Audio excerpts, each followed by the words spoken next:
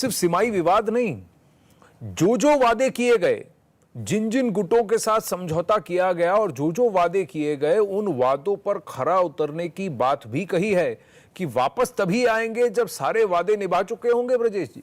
जी हाँ, निश्चित तौर पर, क्योंकि आप ध्यान रखिए कि जो है सो 2 दिन का जो दौरा था उसमें जो है कई कार्यक्रम ऐसे थे जिसमें इन्होंने इन पक्षों को बार बार रखा। उन्होंने कहा कि देखिए 2024 के लोकसभा चुनाव के पहले हम पूर्वोत्तर के सभी राज्यों की राजधानियों की एयर रेल और रोड कनेक्टिविटी पूरी तरीके से बहाल करके छोड़ेंगे। वही नहीं, उन्होंने कहा कि जो भी वादे किए गए हैं, जो तमाम इंसर्जेंट ग्रुप्स जब उन्होंने सरेंडर किया, जब वो विकास की मुख्यधारा में शामिल हुए, तो उनसे जो भी वादे किए गए उन सभी वादों को हम पूरा करके रहेंगे। और आप ध्यान रखिए कि जो है 25 जुलाई को जो आखिरी कार्यक्रम था उनका नॉर्थ ईस्ट में, जिसमें उन्होंने एक मेडिकल कॉलेज की आधारशिला रखी, वो मेडिकल कॉलेज जो है जो बोडो समझौते जो हुए थे उसकी प्रक्रिया के तहत केंद्र ने अपनी तरफ से रखा था कि हमारे अपने इंटेंशन कितने जो है सकारात्मक है और हम करना चाहते हैं। होता यह था कि पास्ट में कि वादे कर लिए जाते थे, समझौते कर लिए जाते थे, चाहे संबंधित राज्य सरकार हो, केंद्र हो, या फिर वो इंसर्जेंट ग्रुप्स जो कि हथियार छोड़कर विकास की मुख्यधारा में शामिल होने के लिए आते थे। वादे तो कर लिए जाते थे बट उनको समय से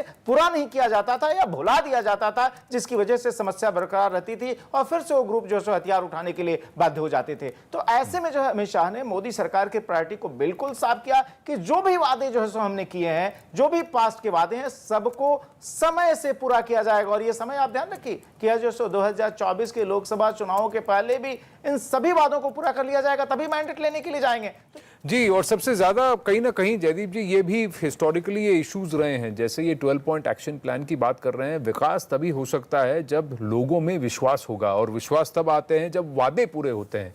और कहीं ना कहीं ये दिख रहा है कि जो वादा किया है उसको निभाने की मंशा दिखा रहे हैं ग्राउंड पर।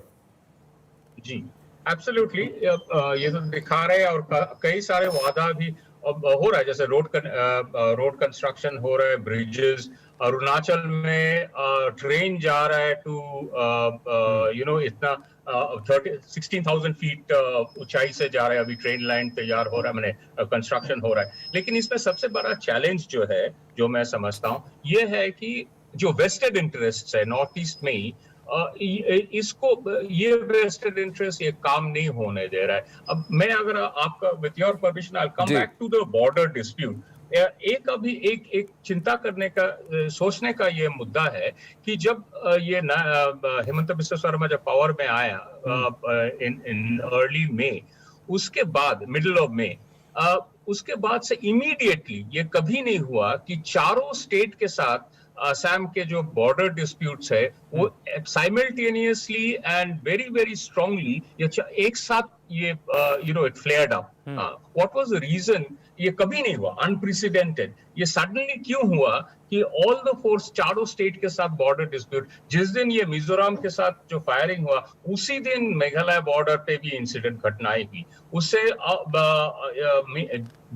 अर्ली जून में एक कांग्रेस का, असम का कांग्रेस एमएलए के ऊपर जब वो बॉर्डर पे गया था, नागालैंड के साइड पास में बॉर्डर के साथ, उनके ऊपर फायरिंग हुआ था ना फ्रॉम द नागालैंड साइड। ये it seems there is a vested interest कि ये पूरा डिस्प्यूट को to flare up the whole dispute. इसका एक ये है कि इमीडिएटली आफ्टर मिजोरम का जो इंसिडेंट हुआ, there were calls from all the states, all the rest of the states of the Northeast, or most of the states, कि Assam CM को resign करना चाहिए. He is the person responsible for that. So coming back to my point, it is vested interest बहुत सारे हैं। ये जो insurgency को इतने साल, इतने decades तक जो it went on. Why did it go on? It went on because of vested interests. ये the politician bureaucratic class in the Northeast, इसके कारण ये नहीं, आप ये जो वेस्टेड इंटरेस्ट की बात कर रहे हैं ना, ये कौन है जो पीछे ये छुप करके वार करने वाले लोग हैं, जो कि एक पटकथा वहाँ पर उसका ये वो सृजन कर रहे हैं, जिसकी वजह से उनके गोरख धंधे चलते रहें और यहाँ पर ये बवाल मचता रहे और भारत पीछे रहे, नॉर्थ ईस्ट पीछे रहे, लेकिन उनका काम आगे बढ़ता रहे। ये कौन ऐसे लोग हैं